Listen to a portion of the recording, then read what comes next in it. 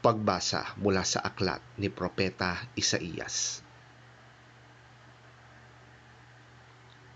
Sinabi ni Yahweh, narito ang lingkod ko na aking hinirang, ang aking pinili at lubos na kinalulugdan.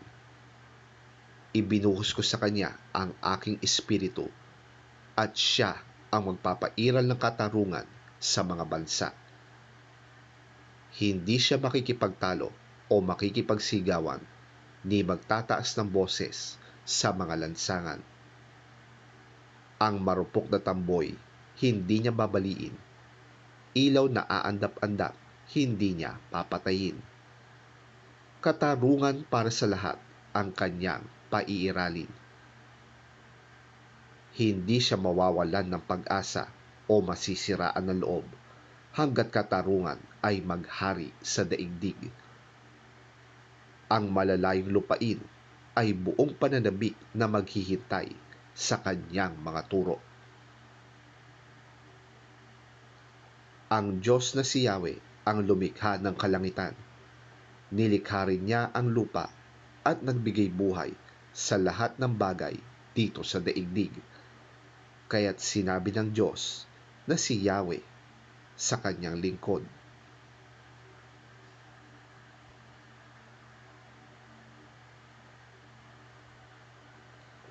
akong si Yahweh ang tumawag sa iyo sa katwiran. Binigyan kita ng kapangyarihan upang pairalin ng katarungan sa daigdig. Sa pamamagitan mo ay gagawa ako ng kasunduan sa lahat ng tao, at sa pamamagitan mo'y dadalhin ko ang liwanag sa lahat ng bansa.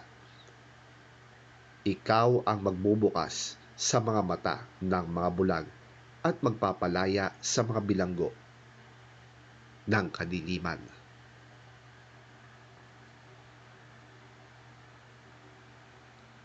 Ang salita ng Diyos. Salamat sa Diyos. Ang mabuting balita ng Panginoon ayon kay San Juan. Papuri sa iyo, Panginoon. 6 na araw bago sumapit ang pista ng Paskwa, si Jesus ay nagpunta sa Betanya, ang bahay ni Lazaro na kanyang muling binuhay. Isang hapunan ang inihanda roon para sa kanya.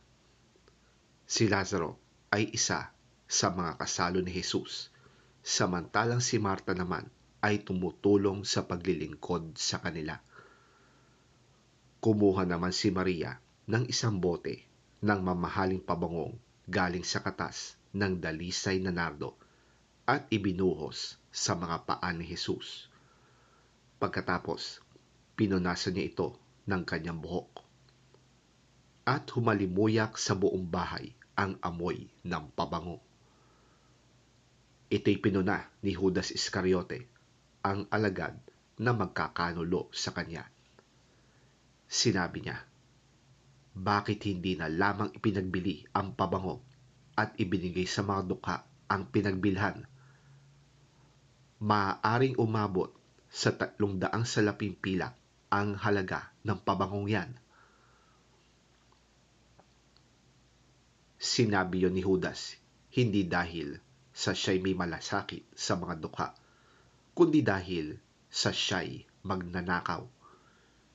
Siya ang nag-iingat ng kanilang salapi at ninanakawan niya ito. Ngunit sinabi ni Jesus, pabayaan ninyo siya. Hayaan ninyong gawin niya ito bilang paghahanda para sa paglilibing sa akin. Habang panahoy kasama ninyo ang mga mahihirap, ngunit ako'y hindi ninyo kasama habang panahon. Nabalitaan ng maraming Hudyo na si Jesus ay nasa Betanya, kaya't nagpunta sila roon upang makita siya at si Lazaro na kanyang muling binuhay. Kaya't binalak ng mga punong pari na ipapatay din si Lazaro, sapagkat dahil sa kanya'y maraming Hudyo ang humihiwalay na sa kanila at sumasampalataya kay Jesus.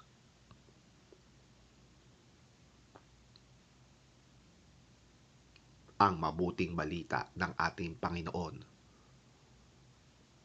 Pinupuri ka namin, Panginoong Hesukristo.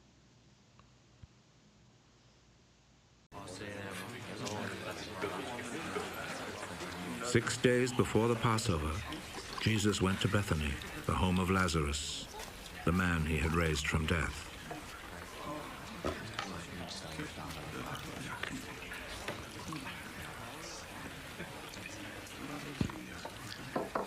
They prepared a dinner for him there, which Martha helped serve. Lazarus was one of those who were sitting at the table with Jesus.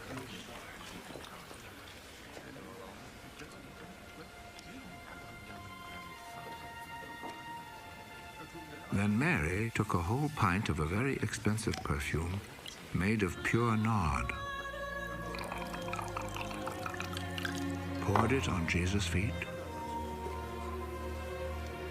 and wiped them with her hair. The sweet smell of the perfume filled the whole house. One of Jesus' disciples, Judas Iscariot, the one who was going to betray him, said, "Why wasn't this perfume sold for 300 silver coins? And the money given to the poor." He said this not because he cared about the poor, but because he was a thief. He carried the money bag and would help himself from it. Leave her alone. Let her keep what she has for the day of my burial. You will always have poor people with you, but you will not always have me.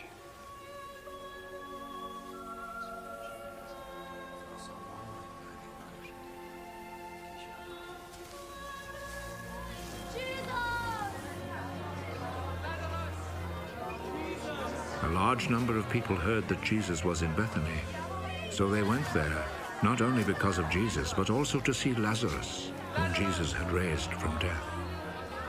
So the chief priests made plans to kill Lazarus too, because on his account many Jews were rejecting them and believing in Jesus.